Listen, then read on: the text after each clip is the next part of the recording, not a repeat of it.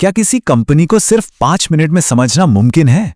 आज हम यही करने वाले हैं टैनफैक इंडस्ट्रीज के केस स्टडी के जरिए। जब भी हम किसी कंपनी को देखते हैं तो सबसे पहले हमारी नजर जाती है उसके स्टॉक प्राइस पर, है ना? लेकिन ये नंबर, ये तो बस कहानी की एक झलक है, शुरुआत है। तो फिर चलिए इस एक नंबर के पीछे की असली कहानी क्या है, उसे परत दर परत खोल कर देखते हैं। तो पहला सेक्शन है, आखिर ये टैनफैक इंडस्ट्रीज है क्या? देखिए, किसी भी कंपनी को समझने का सबसे पहला और जरूरी कदम होता है ये जानना कि वो करती क्या है। तो चलिए इसी से शुरू करते हैं। तो टैनफैक इंडस्ट्रीज की शुरुआत हुई थी 1972 में। ये कंपनी हाइड्रोफ्लोरिक एसिड और उससे बनने वाले दूसरे केमिकल्स, जिन्हें डेरिवेटिव्स कहते हैं, बनाने वाली एक बड़ी कंपनी है। अब आते हैं सेक्शन 2 पर। कंपनी की हेल्थ कैसी है? यहां हम कुछ खास नंबरों से कंपनी की एक तरह से हेल्थ चेकअप करेंगे, बिल्कुल वैसे ही जैसे डॉक्टर हमारी नब्ज चेक करते हैं।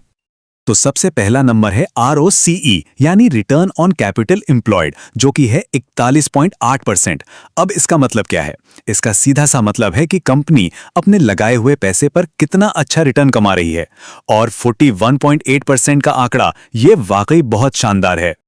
अगला नंबर है ROE या रिटर्न ऑन इक्विटी, जो है 32.0%। ये हमें बताता है कि कंपनी अपने मालिकों यानी शेयर होल्डर्स के पैसे पर कितनी कमाई कर रही है। तो इन दोनों नंबरों को देखकर एक बात तो साफ है, पहली नजर में ये कंपनी फाइनेंशियली काफी हेल्दी और मजबूत लग रही है। चलिए अब सेक्शन 3 में देखते हैं इसके ग्रोथ की कहानी। मतलब क्या कंपनी ने वक्त के साथ तरक्की की है? क्या ये पहले से बेहतर हुई है? जरा इन नंबरों पर गौर कीजिए। 2014 में कंपनी 3 करोड़ के घाटे में थी और 2023 तक आते आते ये 56 करोड़ के मुनाफे पर पहुंच गई। ये एक जबरदस्त टर्न अराउंड है। अगर हम पिछले 5 सालों को देखें तो कंपनी का मुनाफा हर साल औसतन 38.6% की दर से बढ़ा है। इसे ही CAGR कहते हैं।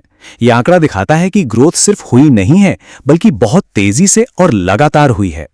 तो कुल मिला के ये नंबर्स हमें एक ही कहानी बता रहे हैं, लगातार और दमदार प्रॉफिट ग्रोथ की कहानी। अब आता है हमारा चौथा section, pros versus cons.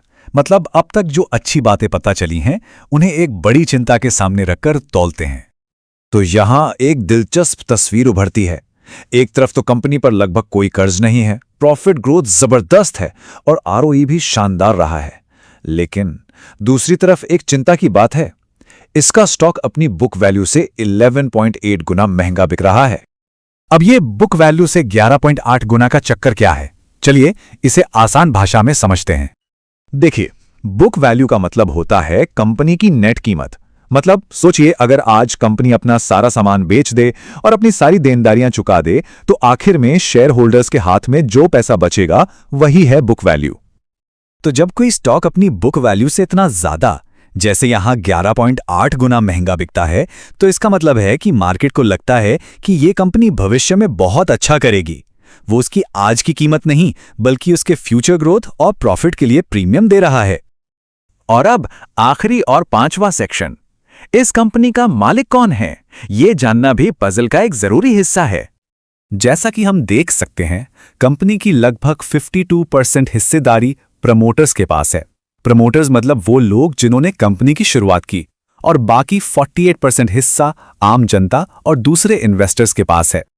Promoters के पास मेजॉरिटी हिस्सेदारी होने का मतलब है कि कंपनी का कंट्रोल उन्हीं के हाथ में है। इसे अक्सर एक अच्छा संकेत माना जाता है, क्योंकि दिखाता है कि कंपनी को बनाने वालों का भरोसा उस पर कायम है। तो चलिए पूरी कहानी को एक साथ जोड़ते हैं। हमने देखा कि टैनफैक एक प्रॉफिट कमाने वाली, लगातार बढ़ने वाली केमिकल कंपनी है। इसके फाइनेंशियल हेल्थ के नंबर्स जैसे ROCE और ROE बहुत मजबूत हैं। पिछले 5 सालों में प्रॉफिट ग्रोथ भी कमाल की रही है। बस एक ही बात है कि स्टॉक अपनी असल कीमत यानी बुक वैल्यू से काफी प्रीमियम पर मिल रहा है। तो टैनफैक की कहानी का सार क्या है? ये एक ऐसी कंपनी है जिसके फंडामेंटल्स तो बहुत मजबूत हैं, लेकिन बाजार ने उसकी कीमत भी प्रीमियम रखी हुई है। तो ये थी कहानी टैनफैक इंडस्ट्रीज की। हमने कुछ आसान स्टेप्स में इसे समझा। अब सवाल ये है कि इस तरीके का इस्तेमाल करके अगली कौन सी कंपनी की कहानी सामने लाई जाए।